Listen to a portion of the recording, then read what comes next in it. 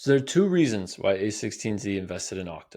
The first is a principle that Mark Andreessen and Ben Horowitz co-founded the firm on, which is hiring VCs as partners who were founders or CEOs themselves or had high operating positions at startups or at growing companies themselves.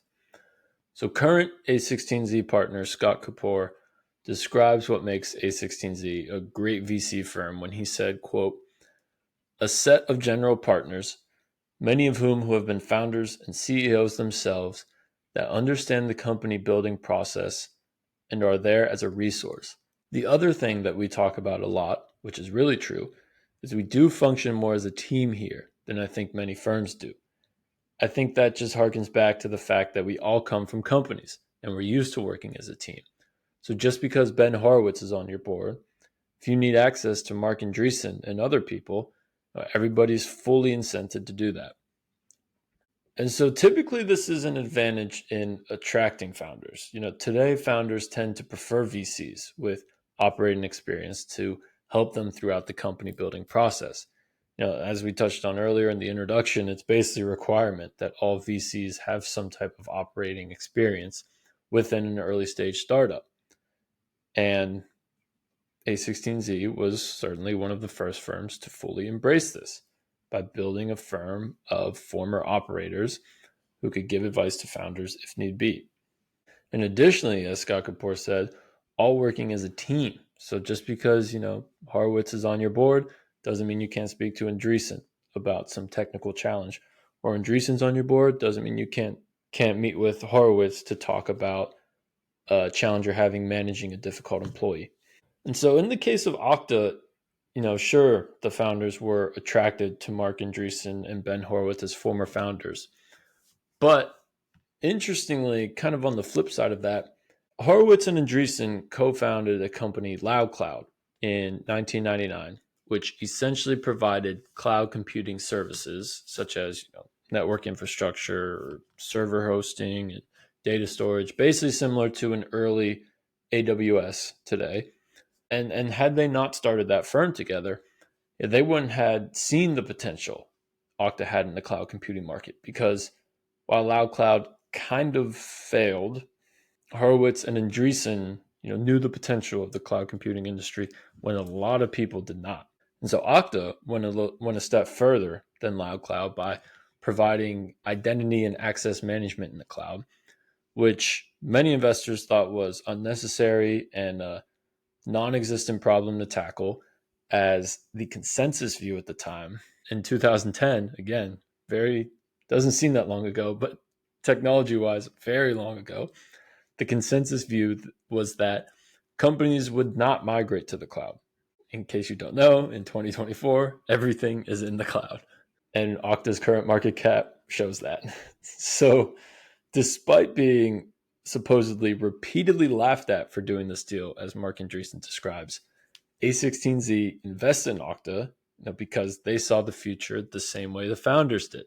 Andreessen and Horowitz believed in a cloud-hosted future and saw Okta as a key feature to making that world mainstream. And so I love this investment because a lot of VC firms attract founders because they invested in a company in a similar industry doing similar things, so they're qualified to support those founders. And so Benchmark was able to invest in OpenTable because they had invested in eBay a few years later and were really big proponents in marketplaces and network effects. So that attracted the OpenTable founder.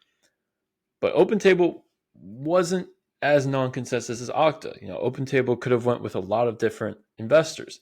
A lot of people were beginning to understand network effects and increasing returns. But in the case of Okta, the advantage here wasn't that the founders appreciated Ben Horowitz and Mark Andreessen's operating experience.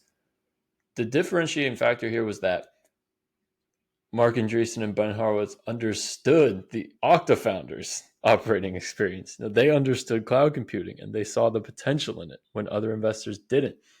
And so I love how their operating experience didn't attract founders, but rather it increased their ability to assess founders and assess companies, specifically in the case of cloud computing here. And so I just love that. And that's why I'm also a big proponent of VCs having some type of operating experience, because not only does it help their radar in attracting founders, it also helps their radar in finding founders and knowing which industries to back. And so them investing in Okta was just such a complete non-consensus and right investment, which are exactly the ones I love to cover. And so that was the first reason Horowitz and Andreessen invested in Okta, because they saw the future of the cloud when many others didn't. But the second reason A16Z invested in Okta is, as you can guess, her classic theme, the founders.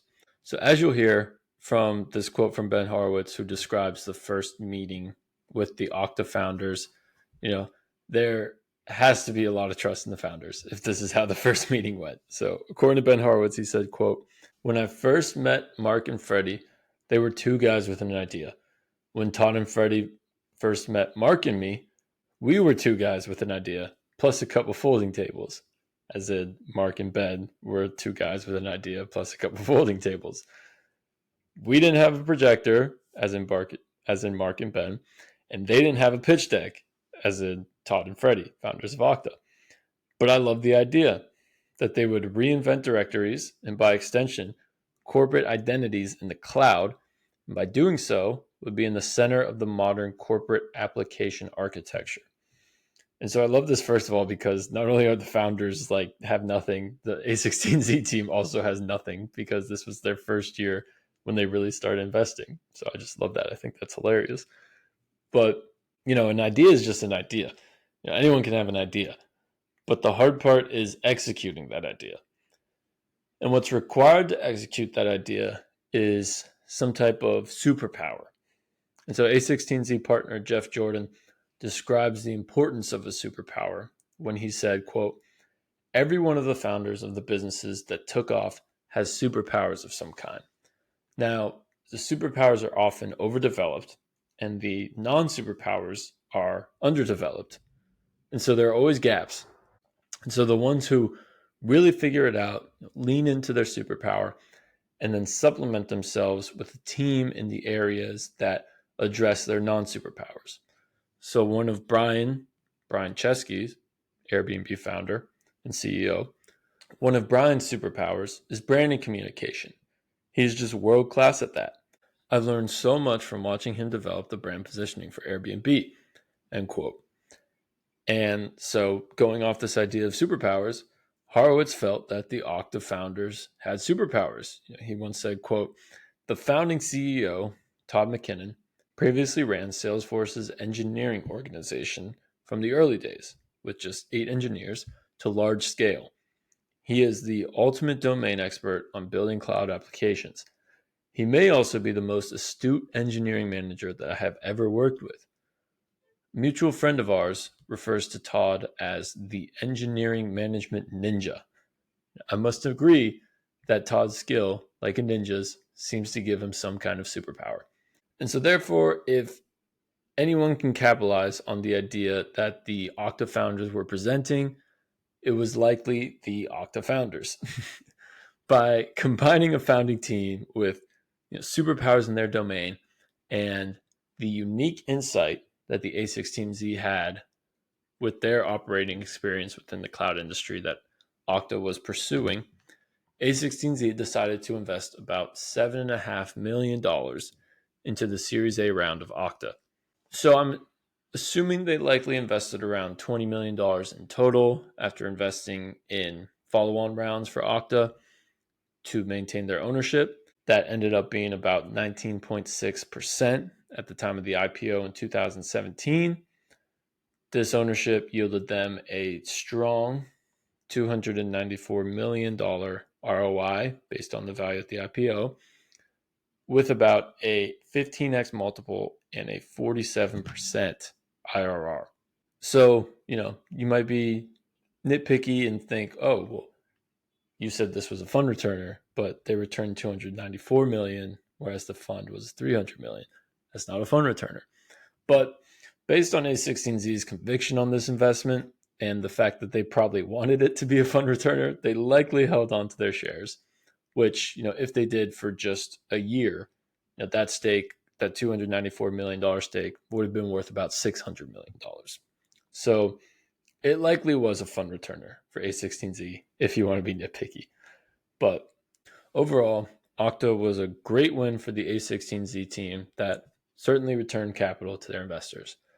When you couple Okta with Instagram, you have a nice early start for A16Z on their $300 million initial fund.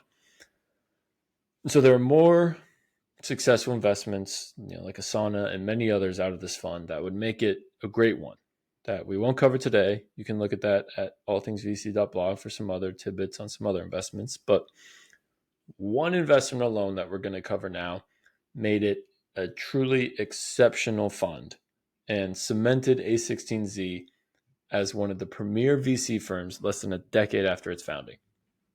And that company was TinySpec.